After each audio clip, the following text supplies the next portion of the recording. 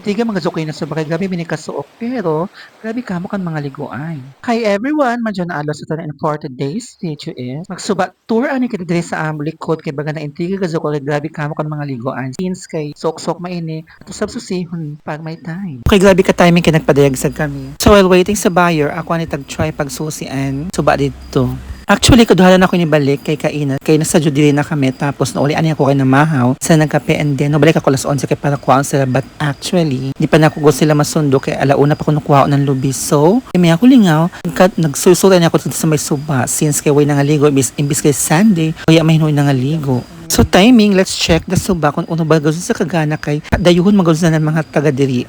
So maya siya dayan disar ka makatunan suba sa una dili mining ani kalayom but eventually na yung ani kay nag-agi magud ko nan ano ba ng audit sa una and then sige sa uyan. So pauto ba sa gazon ng lupa. So amo ni ang suba dito sa sa likod magud namo ini. Bongga no bisan dili kami ini sa bukid. So od gihapon na suba kay dito sa mo original na bayay. Sa likod joy gihapon hini suba. O di ba? Dili kami dili kami shortage ng tubig na panlaba. Ito na mo ba makita na o diba so oda gud sa suba kaso di kami diri maligo sa naman laba kadto may segripo na kusog diba kung may agas pwede na kami diri magkuan sa suba maggamit so dili ni May nakaliguanan nila so ato piniza tabukon dito sa unahan kay bagan adto dito sila makaliguan kay bagan adto dito an masaba pag adto kami sa bayay so gana ba sa masilungan kay Joy Kaho so dili suga bahala kun udto or tirik ang suga ka mo maligo kay di ka mo mabuyad tapos kada sa to na kahoy butangan ng duyan kay para diyan na lang mo diba hindi lang makon ligon ko bakit basin babali isam. So anyway, amo yung kahoy nagtaglaon ko sa inyo na pwede butangan ng duyan-duyan. Taan aligon sa bilisid sa kay basin soon. Kung dyan mo budget ang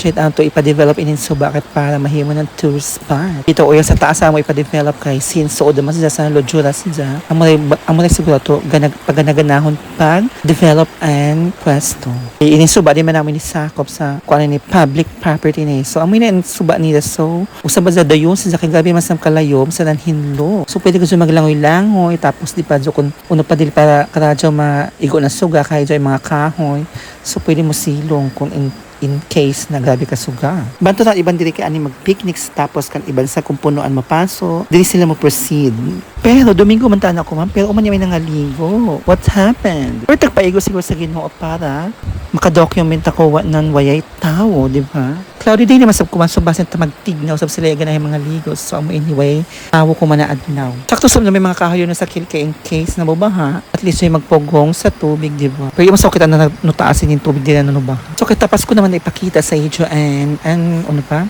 Kay intriga na suba. Sumuli na bagang siguro ako kay gan alauna na ini. Basin jaon na magkuha ng lubi para makauli na sa bago kay pagkahapon. Diyan para ba ako i-service sa mga customer. So amo dyan ang kahoy naganabutan ng duyan-duyan kay para joy gaya na biyo ko magpahuway, di ba? So sa dili na part, dili siguro ang iban man labara kay dito sa Iliog dili pwede na kay magtabok-tabok na sab dyan pwede man din nila kay may mga batot sab na mabaw. Diyan na mo housing mo makita lagos sa lojo, di ba? Gabi nagzakasuod. Kaswerte ba na mo ano mo mga bayay isuod sa mga anyong tubig or mga mini suba or suba pagadsyon. Basta kay soja sa mga water resources. So kung maglaba dali ra gad syud mahuman. Tapos diya pa kasi mga pako na tubo sa kilid. So amo magazuba sa ang mga pako dali ra mo tubo sa mga suba-suba. O di bali binasab ng gulay. Shucks gabi man na paaso-aso. So okay ra kay ang mga bunot para tapos na sab kay hindi din sab na ko an dapat gaso sa paaso-aso kay grabe na insekto. So madyo lamang bugaw-bugaw, di ba? Sinin mga insekto, may makadaot sa mga dahon ng tanom. Pero but since na-discover naman ng karabo is good for pesticide, di rin nakalalo sa mga insekto na area. So heading home na ako kay diyan pa ako customer pagka alas 2 na tagkuha naman sa Bangkok. So, wiyan ako balikon din na area. Sa pagka 2 p.m. proceed dyan ako sa customer. Kaya kinahalang dyan ako magbuhay-buhay kay ipabeto sweldo sa Facebook. Pero sagdira kay long pa ni Lord, when the time is right, the Lord will make it happen. Also, kapit lang tayo sa kanyang pangako. So matod pa, laban lang. So dito nagtatapos ang aking a day in my life. So, di na ako taman. Thank you for watching. See you in my next video. Bye-bye.